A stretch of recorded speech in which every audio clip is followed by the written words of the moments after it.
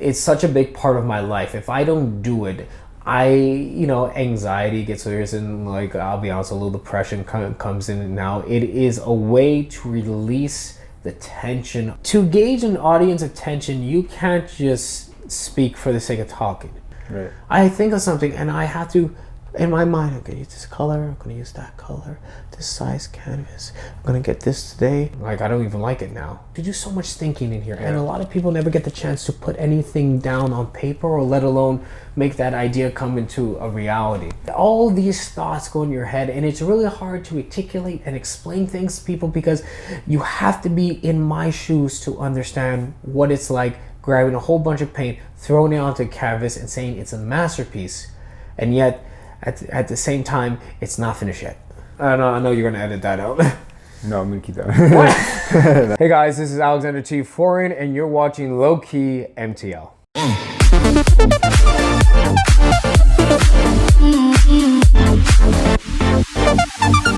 I find you super interesting because you're like an artist, but you're also in sales, which is like kind of rare, you know. So like, we'll start with the art side. Like, you went to school for art. I remember you telling me. So in CEGEP, I went for sports and sciences. Okay. I graduated from there, and when I applied for Concordia, I wanted to just go into art. I wasn't interested in going into sports and sciences anymore. I was interested in finance. I didn't want to follow the footsteps of the rest of my family members. I really wanted to stick with my passion. And the one thing that really stayed in my mind is that now that you're in university, you can do what you want to do, that you're passionate about, opposed to being in high school. And it's a little bit of CEGEP as well, depending on what courses, you're kind of limited what you have to do. I found being in school was the best time to develop my own style, but with that I had to gain some extra tough skin, because I think no matter what field you go into, there's someone out there is always going to be a critic for something. And in the art community, if you look very much out of place, someone's going to point the finger at you. What do you mean? I feel like artists are like the most out of place looking people. Yeah, well, see, that's the thing. When you because I've been in two different realms, and one of them is fitness, immensely, and the other one is art. Right. But they're both a very small percentage. And like in the fitness side too, like I want to get to that later. Yes. How like the fitness side is like you're in sales, right? Yes. So yeah, like it's also like you're in the fitness world and in sales and in art. So it's like an interesting mix. Yeah. So being someone who looks like he should be in the sports department, you had a lot of other artists saying, "Oh, true. I see." Yeah, you should be here. Yes. Yeah. And haters. Yeah. So there already was, per se, a kind of a target on my back. I would say it's easier to pick on the meathead, because you think already he doesn't have a full grasp of an understanding of art. And to be quite frank, going in there, I didn't know a lot, opposed to many of the other students. So I had to step up my game and to understand more about the other genres of arts, the other artists that were out there. But I needed to stay true to myself. I dressed my way, I acted my way, and they, like we said, they're a specific art community that you can tell that they're artists. How they portray themselves.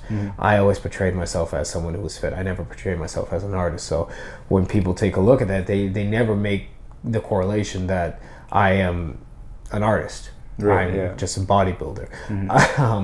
I mean, we will touch base on that in a bit, but going back to that, you had to get that tough skin, because criticism was there. You would say it's constructive criticism, but it never really was. It was just direct criticism. And even some other people in my class too, that were great artists as well, still keep in contact with them today. Like my few close friends, they would say that, even from the other artists, there was never anything nice to say. There was never anything positive.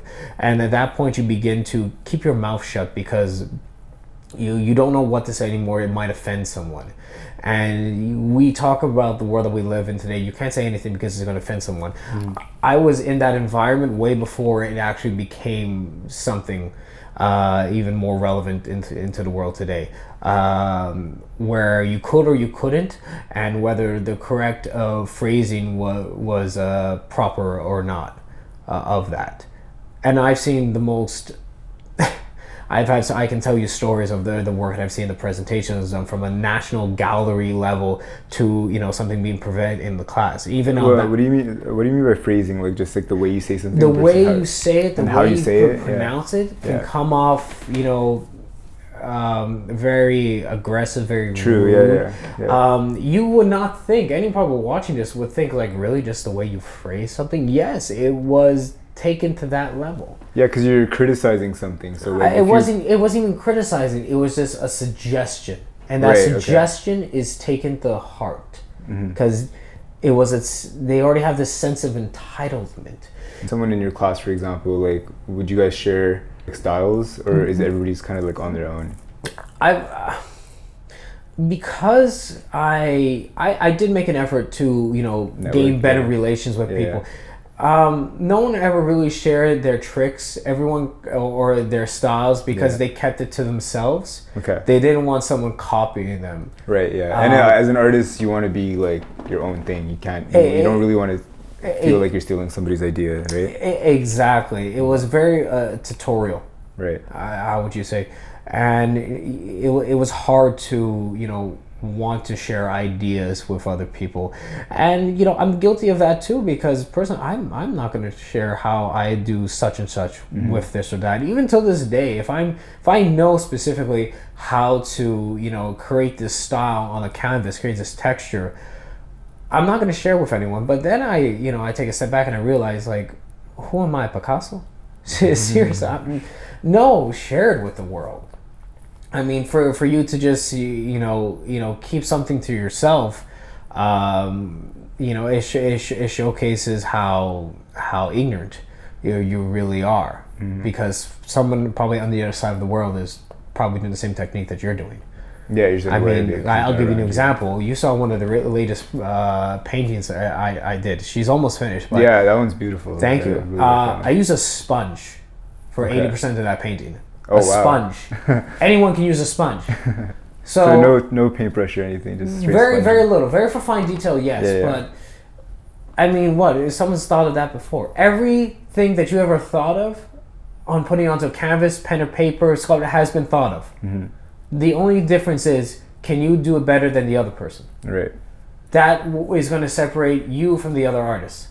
And like right now you're saying you're using a sponge, and like say somebody sees this and they're like, oh, I'm gonna use a sponge, but they're just gonna be experimenting it anyways. They'll experiment with it, and maybe it works, maybe it doesn't. Exactly. They're not really like using your idea. You know what I mean? Exactly. It's not a trademark idea. Yeah. Especially like a painting. So Yes. there's so much like specificity to like what you would create versus somebody else, right? Like musicians take certain riffs, bass lines from other songs, and it has been done forever. I can listen to a rap song today and they took one of the tracks from a disco song, and that disco song took a track from classical music with the strings. Every artist has copied from each other, and it's not copying, it's more of improving. You can never beat the original, because the original is the first person to have ever thought of it. But I feel like nowadays, like, everything is always some kind of regurgitation of what already exists. Of course. I know any genre of art, music, painting, dance, everyone takes from everybody, but we do it in such a way that we put our own twist into our own name to it. It's not like you are copying, in my case, the painting for brush stroke, and you're creating four fake ones out there in the world. You're just putting your own twist and your own style on it, and it's really hard to stop and tell someone, oh, you can't do that because it's already been done before.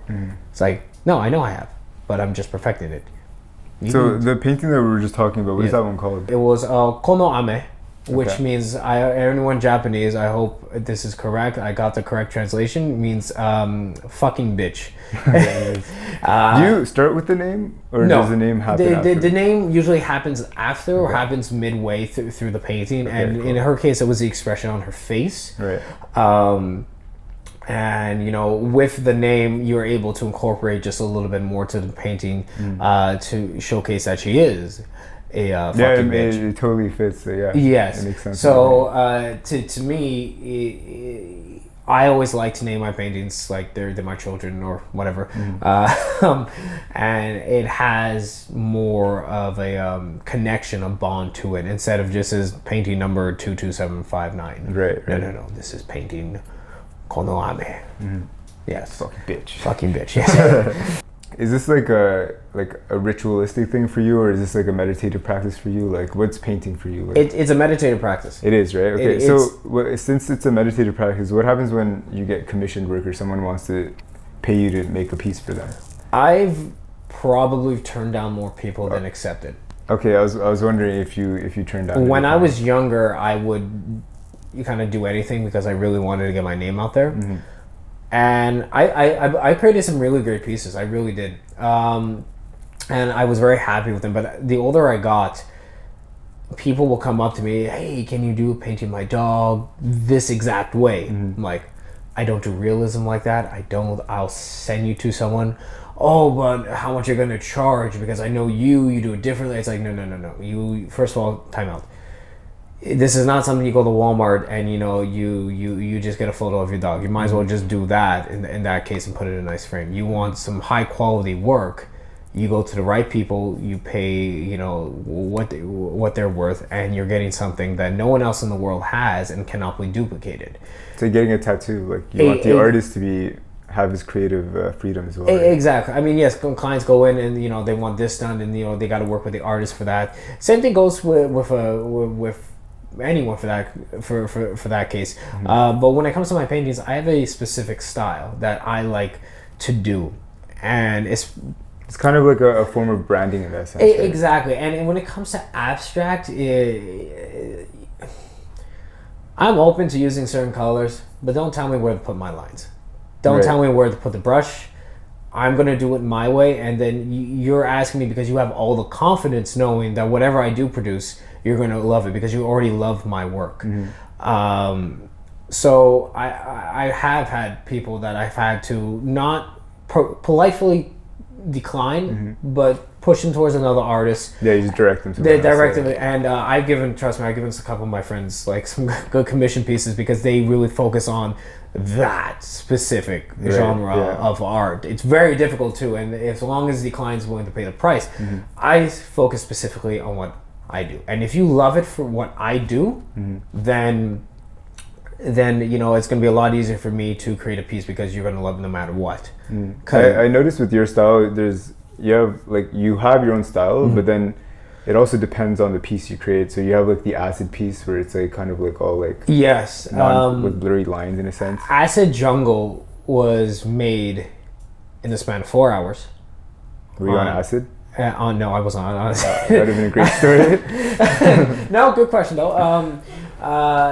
With a bunch of spray paint cans, it was out of frustration for God knows what reason, but that night, I even had my brother, who he's my biggest art critic, and he cares very little about art. He has no artistic talent. I love him, but he saw that. He's like, don't touch it, don't do anything to it. I fucking love it.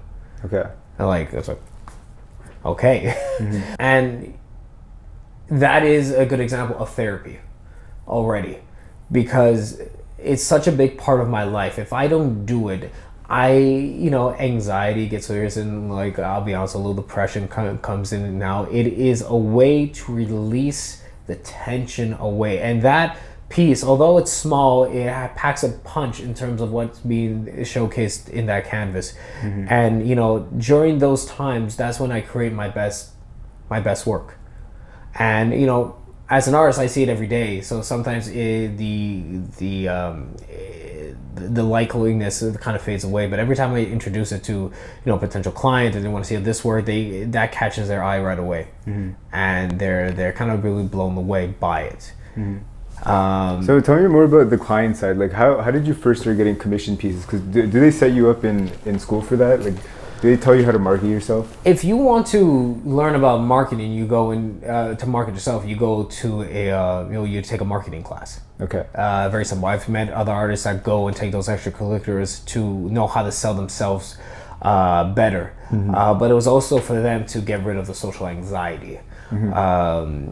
As we spoke about, in that art community, even being school, they're very vocal, but outside they don't know how to communicate with everyone else, because as an artist you have your own thoughts and ideas, and like I use this term loosely, like no one wants to be a sheeple.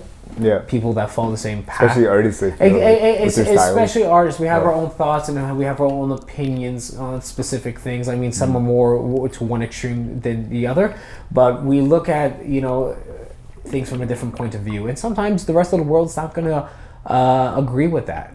So to be able to communicate with other people, and a sense of fear of you not knowing how to communicate. So taking these marketing courses and allows you to become more sociable, but it allows you to articulate your words correctly, so that you can voice your opinion, maybe in a respectful manner, and where people, instead of like disagree with you, they will kind of like nod their head and understand. And that's what you really want. And the same thing comes when you are selling yourself. You're selling your work. How did you start marketing yourself? Like when you finished your program, yes, did you feel like, oh, I'm ready for the real world, I know exactly what I'm going to do? Oh, hell no. Okay. So like, how did that, from going from that to what you've become? So like, you have like enough commission work, you're pretty like known, like your art and your style as well is pretty known, right? So like, how did that, can you like remember a point where like that first commissioned work happened and like you started getting that name for yourself or that style, and you like found your style? Maybe it was more of a sense of nerves, if anything, because you're presenting for a piece of artwork to someone for the first time, and they really like it, so you want to make sure you're able to deliver what has been promised. As time goes on, you become more confident with your style, and people are confident with you because they like your style. So whatever you do create, they're going to like it. I wouldn't say regardless, but you have to keep in mind that you're not making this for yourself, you're making this for the client. They do respect you, they respect your style, and they're okay with that. But don't give them something, for lack of better words, half-assed. Right. And would you ever test like something new? Not on a client. Not on a client. Not on a client. With myself, yes. Okay. And I've done that countless of times. And sometimes my test pieces are usually the ones I should be presenting, because those are, all the tests over and over again of what I've been working on. And I think a lot of the community, not just that, people in general like to see what I was working on before I perfected what I was currently working on. And my evolution evolves time and time again. So the prototypes, as you would call it, usually are hidden away, and a lot of artists never like to show that. But I think a lot more people are becoming more open to the idea of showcasing the work environment of these artists, because if we look at a gallery setting, all it is white tablecloths, paintings being hung across, everyone's, sipping on their wine, drinking. No one sees the studio side of things, where it's a complete mess. Paint is everywhere, and the only thing that really matters is that canvas. I personally think for my next art exhibition, I would like to just, here's a chair that I've worked on that is completely covered in paint. Here's a mop that I use. Here's some messy socks that I've had. Do you have painting like clothing? Like, I do. Well, I do, but majority of the time I paint in regular clothes. Okay. And that's. Do you ever have like, say you're working on a piece and you're so excited to get back to this piece that you're like don't even change. Oh you fuck go yeah! straight Oh, to it. sometimes if I know it's messy, I'll just strip down naked and I'll do You're it. like, fuck yeah, I just gotta I work on know. this. Yeah, fuck it. Just get naked because this idea is in my head and I need to act on it real quickly or I'm going to lose it. That's how passionate I am when it comes to that, because knowing that the power of creating something is in your hands is a really great feeling when it comes to art, because Yeah, isn't that interesting how like you could literally imagine something in your head and then you just bring it to life? Like putting exactly, because we do so much thinking. yes, we do so much thinking in here, and a lot of people never get the chance to put anything down on paper, or let alone make that idea come into a reality. Like, that's literally Well, what this is a good example. You made this idea come into a reality, and sometimes it happens sporadically, and other times you have to sit on it, you have to think about it, and it will grow from there. But with that growth, you are gaining knowledge, you are, putting other ideas together. If you're eventually going to take action on it, right? Yes, you will. So because this did not happen overnight. That cone did not happen overnight. No, right, yeah. These lights ascending did not happen over. Everything was put together piece by piece until it is finally complete. And I would say the same thing with painting. Right. I think of something and I have to, in my mind, I'm going to use this color, I'm going to use that color, this size canvas, I'm going to get this today, and we'll see. So you're technically doing that tablet thing in your head. And that's I'm glad you brought that point up, because I've been doing the tablet thing, as we call it, thinking in my head for the longest period of time, when I've been told by every prof, write it down, and I do, but sketch it out, and I never did, because I felt it to be taboo. Okay. And once I did, it's like, well, I'm done. Like, I don't even like it now. Like, because it's a rough sketch. It's not the real thing. I rather do everything in my head, than start sketching on a tablet or a pad or a sketch pad. You want to see it when it's done. You don't want to see it before it's done. Exactly. And not even that. Having something to work from, like a good source, like an image or an item, that's all the inspiration I need to understand what colors I'm going to use, or what style, or so on and so forth, to paint and to represent this image. And then from there, I'm able to pick the colors I want. I already have my palette in my head. I already love the colors I work with, so that's taken care of. Now I have to make sure it's going to complement my painting. So just like you saw with my last painting, one before that, I wouldn't say they're experimental pieces, but they're me testing out different saturated colors until I get the right one, and there I'm able to add other colors in that I like. So you're consistently building your idea in your head. Especially when it comes to abstract, you're building it as you go along. You can have the fundamentals with you on your side, because I believe that's what you really do need. But your idea keeps building. The hair may change. The eyes may be shortened, because you with this color, they're too bright, they're too bold, they pop. You want to bring them down a little bit more.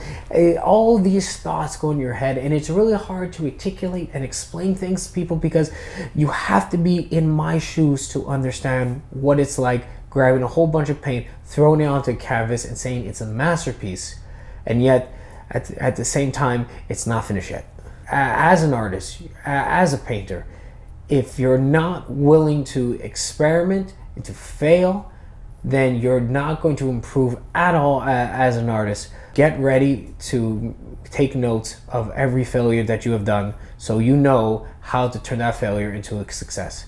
Back in 2019, I kind of took, kind of a bigger step back away from painting. My employer at the time, I was, I had to work consistently. The only thing that I really had time for were sketches.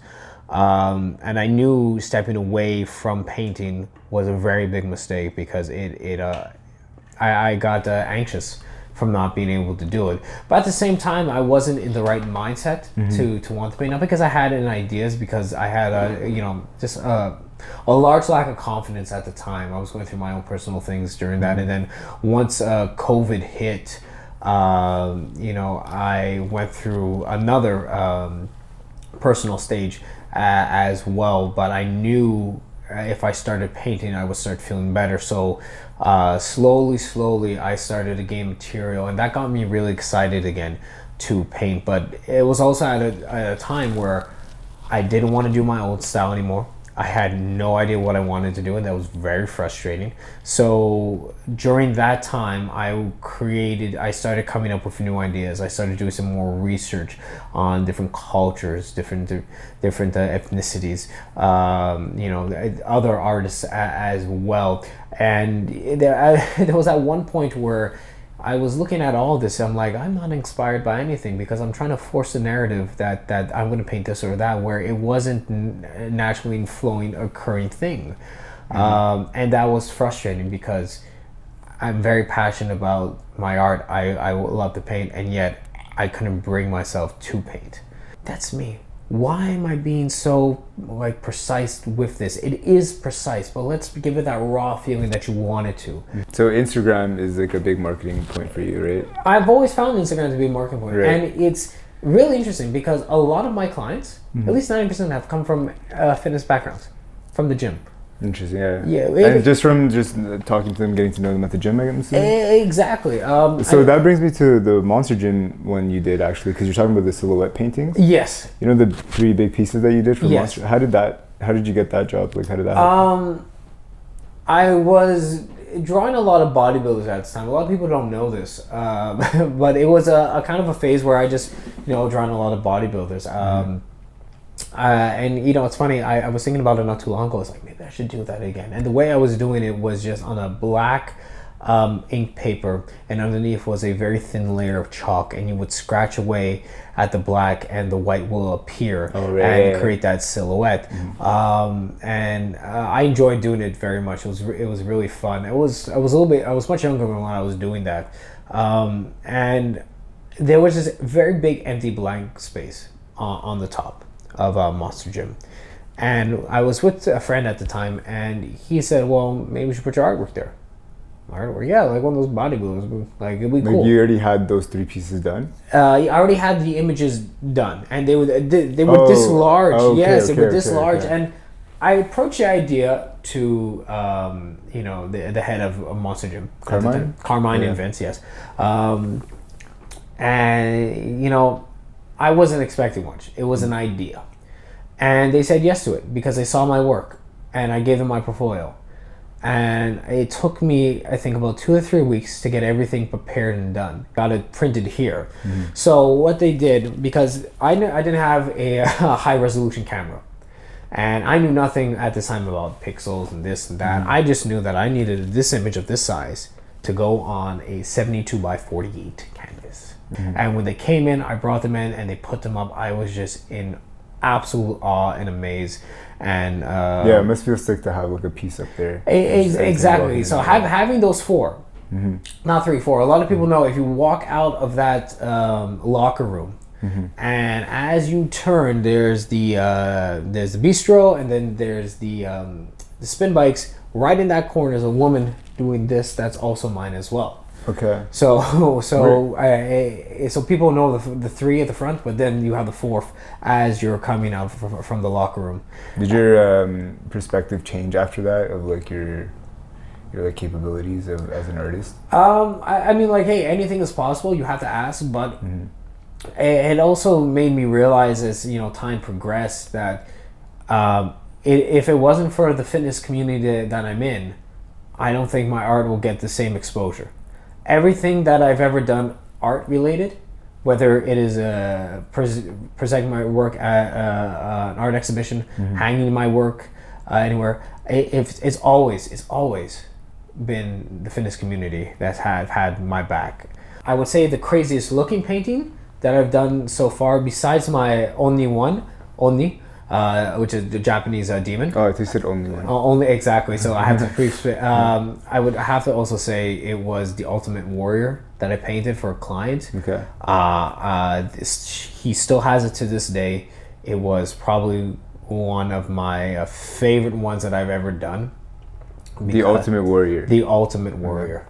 I mean, everyone has watched WWE wrestling, WWF, and the Ultimate Warrior with that vicious face, a snarling face, and then the face paint, and it was like fluorescent colors that he did. It was a smaller, like probably the size of the backdrop, the reflector here. I know you guys can't see it, but you get it. Montreal as an art community, or let alone, let's talk about Quebec, which is probably has the largest influence and largest, in my say, population of artists throughout the rest of Canada. We were the only province that had so much European influence in all of our artwork, while the rest of Canada, even the Canadian CF and the Regina 5, only received that influence later down the line. So, not to sound all high and mighty, but Quebec and Montreal has had the best artists, has had the best artwork come from here, because we had such a better relation with Europe, but we were able to add our North American style to it, an evolution of what Europeans were originally painting at the time. To answer your question, Montreal is a phenomenal place to be an artist. It really is, because you are influenced by literally your whole city and everything around you. There is no right or wrong on how you want to portray your work, how you want to coordinate work. There's only your way. Opposed to if you were head out further out west, maybe Ontario, then you have Winnipeg, then you have Manitoba, Saskatchewan, Alberta, whatever. Great artwork, but I don't see a sense of there's no exhilaration. It's not, to me, it's not the same as looking at. It seems like more blind, I guess. Yes, it's, for lack of better words, yes. And it's not to put it's not to to insult. I just been exposed to so much here, and being parts of Europe, I've kind of like, well, I've seen better. I want to ask you about working. So the company I work for is called Yummy Sports. We're a dietary sports supplement brand. We're more of a lifestyle brand. Right. If anyone knows me, I've been very immersed in the supplement industry for years. Right. Yeah. So my passion is, yes, as we spoke, art, painting, and everything, as it's fitness and supplements. I've studied it. I've tasted everything. And is this something you just studied on your own because it's your personal interest? Well, I've taken nutrition courses. Taken biology science as well. But this has always been something that I've done on my own, or other courses that I paid for at the time. I mean, there was, when I was getting into it, there was never like a really specific course. And a lot of people I spoke to in my industry that have been doing this for years, they said, well, there was really never any courses for it. It was just, you would have to take a science class or a nutrition class, and you'll be lucky enough they would talk about dietary supplements, but there was only very few courses that really fixated on,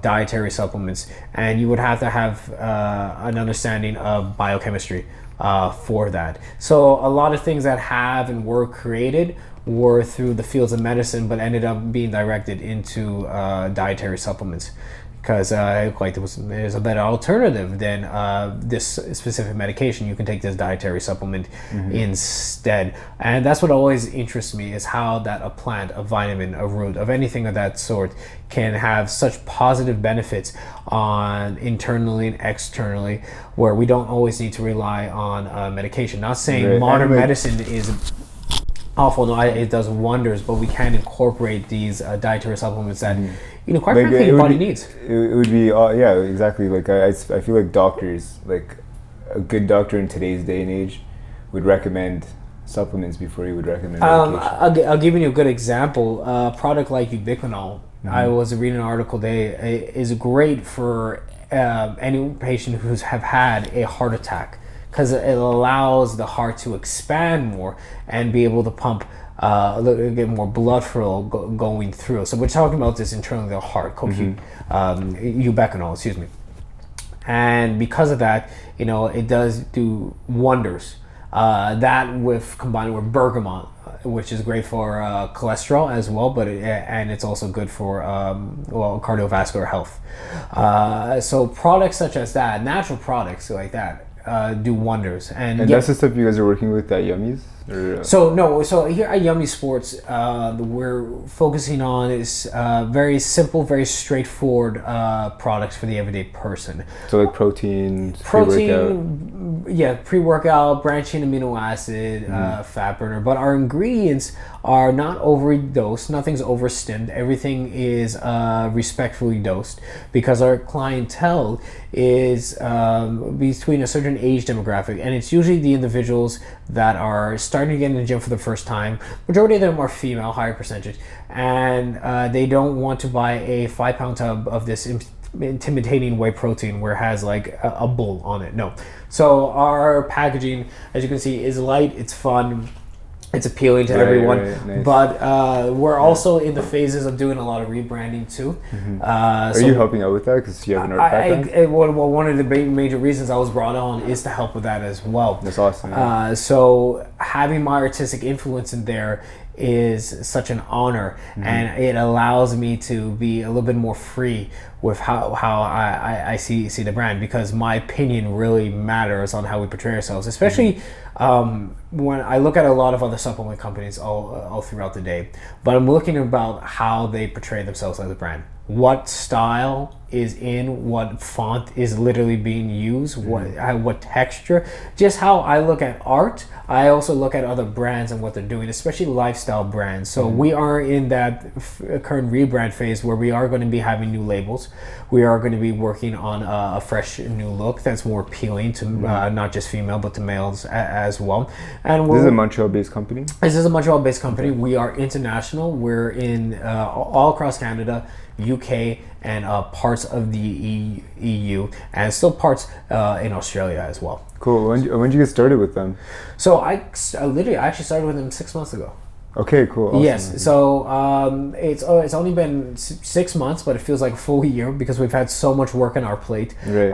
But during are they a startup? Well, it's been around since 2018. Okay. But it was true. They're like international, so they're definitely past that stage. Exactly. Yeah. Mind you, they became very international very quickly within the first year, if I'm not mistaken. But the company's been around since 2008, but since I would believe late 2019, early 2020, that's when the brand started to go through a different direction with a new look. Started to work on better quality ingredients, and now today we have some of the best quality ingredients in our products that I've put any other brand toe to toe with us. They can beat us, and they take a look, laugh at us, and they take a look at us. They're like, your packaging looks like you're from Candyland.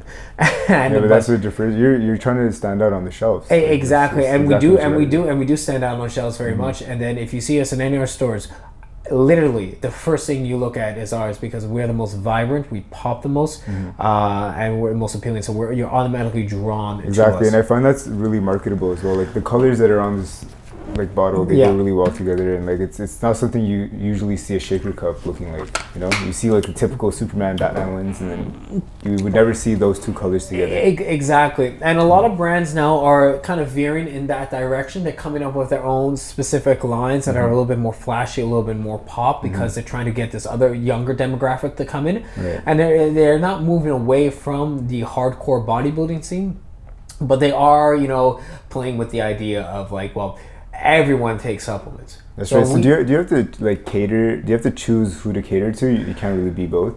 You got to be either bodybuilders or new gym.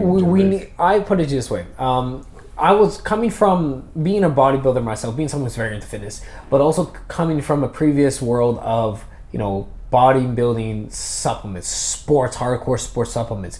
Everyone needs them, but it's a smaller percentage, opposed to the everyday person, which is 95%. That 95% is still interested in taking dietary supplements. They're not interested in taking the hardcore stuff that they see, like the guy benching 3 or 4 plates. And it's like, I'm just starting out. I don't need that. That's our key demographic. There's no intimidation from our product. It's incredible colors, as I mentioned. Very vibrant. It draws you in. Flavors are phenomenal too. Our BCAs are vegan as well, so we are playing to that market. Yeah, I feel like you have to nowadays. Yeah, we have to nowadays. So we really are coming with the times, and we're very well aware on how where the market's going for supplements. So 2021 is our year to really come out with the new products that we've been working on. What about with the new look? the pandemic? Did that affect you guys at all? Surprisingly, we did incredibly well. Okay. During the pandemic. Once a lot of people started working out at home and buying equipment, sales kind of like increased rapidly. Now that a lot of the supplement stores that are open, literally across Canada, and I've spoken to a lot of the retailers all the way from British Columbia to Newfoundland, they're doing fine and dandy.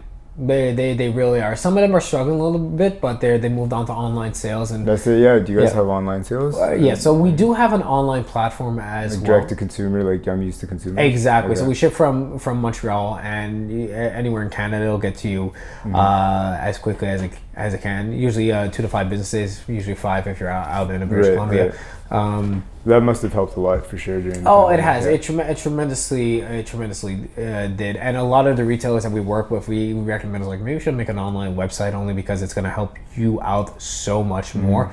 And it has made a big difference, because more and more people were beginning to do at-home workouts, and we've seen an increase in protein sales. That's our number one product, and then fat burners from there, and so on and so forth. So I wanted to ask how. Like working. So what's your position at? So I'm the national sales representative. Okay. I'm also the bit of the creative director as well. Nice. So having those roles. That's a sick combo, actually. Yeah. So I'm very fortunate to work with a team that understands my background personally as an artist, but also understands the other background as being someone who's into fitness. So I have the best of both worlds.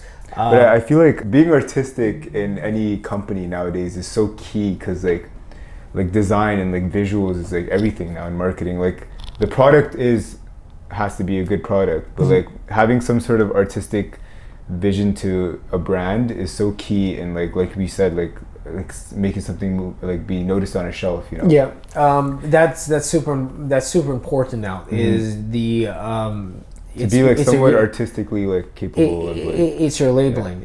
And the new generation of sports supplements, lifestyle brands is having a look that is going to stop you, and you're going to look at it and say, I kind of want that. And then you have the people such as myself who usually turn in the back and read nutritional facts instead of just grabbing and going. And you're going to see with our product, we don't have any added fillers in there.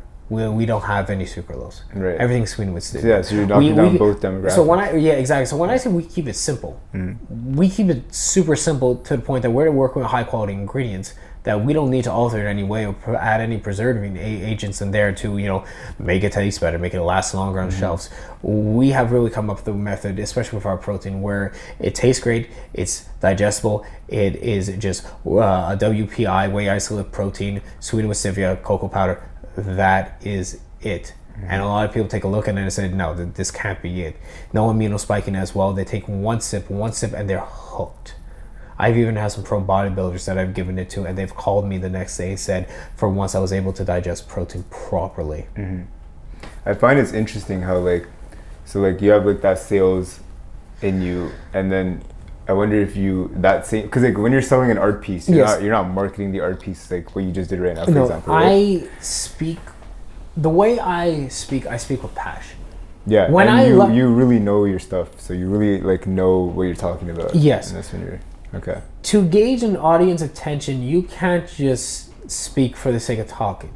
How everyone has stage fright because they don't want to talk in front of a large crowd. I always love to do that. I never dislike that at all. Being able to engage an audience and tell them about your story is so crucial and important, you as a person, because that reflects you and what you're capable of doing with that confidence of speaking. So whether I am selling myself, my art, I speak with passion because I put passion behind that piece.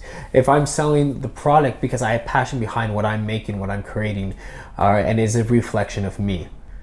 And yet I'm the same person who still wears sweatpants to work. But there's a lot of that to do with like knowing yourself and like Exactly. You're technically branding yourself. Yeah, mind you, if you can have no sense of fashion, but if you can talk, like this doesn't care anymore. You're able to bring in an audience. Right. For myself, I want to dress the part. I need to speak the part. And one thing I've always noticed that always other artists that have art exhibitions invite other artists. Heck, I've done that too, but I don't invite people who are artists who make their own art. I invite people who want to buy art. Because I'm able to speak to them, and I'm not just selling the piece. I'm selling myself, and I'm selling something that's going to last a lifetime. Right. And how I am with my industry, the supplement industry, I relate into some of the painting, but the only difference is I speak a little bit more personally with myself. When you speak personally about yourself with your clients, whoever it is, they feel a connection. And especially now during COVID too, I've spoken to a lot of my retailers across the board, and I would ask, how's everything going with your store? Has COVID affected you hard? What are you guys doing to handle? I've been on the phone for 30 minutes to an hour, and I let literally them speak because they have so much bottled up inside. You just gotta listen to it. Exactly. As a sales rep, you need to call next person. Do you need to place an order? No, fine. That's robotic, and I find that you're just doing it to get something out of it. And when you have like a very niche, there's no purpose behind it. Exactly. When you have a very niche product, I've seen it happen times. It's like you don't need to try anymore. People want it. I don't need to try. I'll be honest. We don't really need to try, but I want to have a key relation with everyone going forward because they're just like people, you and me. So calling, picking up. How's the family doing? How are you doing? How are the kids? How's the store doing? Everything that on a personal level. On a personal level, that matters, and you'll be surprised. That makes a good salesman for sure. Exactly, because you're not really a salesman at that point. You're a friend. Exactly. Yes, my objective is still the same: is to sell them the product. It's to sell the painting, but I'm not just showcasing that I'm going to sell you something, but I'm also showcasing that I'm a person just like you, and I want to be your friend and I want to talk because I like to have these key relationships. People that saw my paintings today, I talk to. All my retailers, I know them by first names. I know the kids. I know the family because they're stuck in the store half of the day and they just speak to clients the same shit over and over again. And I give them a ring, I shoot them an email, and we were on the phone for good 20 minutes or so just catching up. It's just like just as simple as one artist inviting his artist friends versus another artist inviting possible customers. Yes, it's such a simple difference in way of thinking that makes you just that definitely relates to you selling more art pieces, but you're not thinking in a really I'm hungry, I want to sell me pieces. Right. You genuinely just love the whole process, so naturally you're just doing everything right without even realizing, in a sense, almost, right? Yeah, and that's pretty crazy. Then you just got to think of you just got to enjoy what you're doing, and then you just naturally make the right decisions. And just something as simple as that, I feel like as an artist I would even just easily be I want to see my friends react to my painting and get their opinions on it, The way that you just described me, I would say that's kind of a perfect example of that. You put the words in the right places.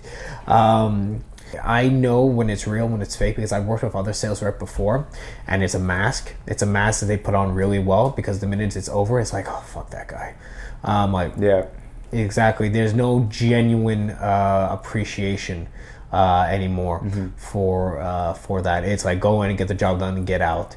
All they see is dollar signs in front of the person. And yes, that is a sales. That's someone that sells 100%. But if you don't have that honest personal reaction, all right, and you are, it's not like you're lying. No, you're definitely being genuine. Yeah, people can see through other people, and I've seen it time and time ago with other sales reps. Well, yeah, I bought all this product and now I have no support. Well, because they just wanted that sale from you, and that's it. Well, I can't even move the product now. Unlike us. Yes, you'll buy the product, but you'll have that consistent Which is support. way smarter, because in the long run, you're the one winning, not the other guy. Exactly. Yes, some people say, oh, it takes more time and effort. Well, no, it doesn't. It should be something that comes naturally. And you already have the solutions for the problems that he may be facing, so may as well help him help you. Exactly. So you'd go somewhere to meet somebody in person. Yes. For that relationship, right? Yes. So what do you think of the whole like Zoom call thing? No, I think it's Can just. you still do that? I think it's just as personal. It's funny. I had two of them this week. Okay. You know, they're absolutely phenomenal. Mind you, like, despite traveling now, there's not much I can do. But like, I'm not traveling to Saskatchewan or Manitoba anytime soon. So the Zoom calls really do make a difference. Okay. And I'm still face to face. But mind you, I like shaking that person's hand. I like being present with them. Let me take you out for dinner. Let me take you out for something, and having a conversation. Because that's kind of a question that's brewing now of like central cities. Like, are they just going to become like, are downtowns not going to be a thing anymore because like people don't need to be in the city center to like make deals happen? But at the end of the day, like you said, you want to shake the hands with them. You want to do a 5 cassette with somebody, meet them. I think it's going to become the Zoom. These online conferences are going to be a norm going forward, very much of a norm, where we don't take out clients to dinner anymore, where we don't meet them face to face. And I think the rarity is going to be to meet someone. Let's say even COVID is gone at the end of this. The conference calls, the online conference, are still going to be a norm, while meeting someone in person is not.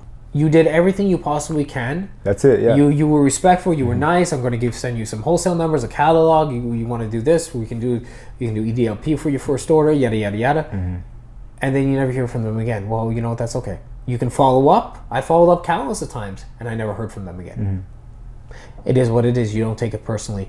They will eventually come around when they're ready. And instead of you responding like about fucking time, no, great to hear from you again. That's it. How can I help you? Yeah, and you just keep it moving. Exactly. Nice. Well, I really appreciate you coming. Thank you. The really early stages of this, whatever I'm doing, I don't even know what I'm doing yet. No, neither do I, man. I don't know what I'm doing either. And I that's why I tell people in art, it's like, how do you come up with these ideas? It's like, honestly, I don't know what I'm doing. I just like doing it. And the less you think about it, the more relaxed, the more enjoyment that you're having with it. Don't be hard on yourself. Don't put on too much stress. If you have anxiety, you're thinking more towards the future, and it's stressing you about what's going to become. If you have depression, you're thinking way too much in the past, in which maybe you can't accomplish it. So one thing I say to everyone, build an idea, put the pieces together, and once the pieces start coming together, you start creating more and more and more. This is going to grow from here on out. Everything that you ever do is going to grow. You just have to have the passion, you have to have the drive, and yes, someone's going to come in the way and say, this is stupid. Don't listen to them. Just you do you. As long as you're not hurting anybody in the process, go have fun.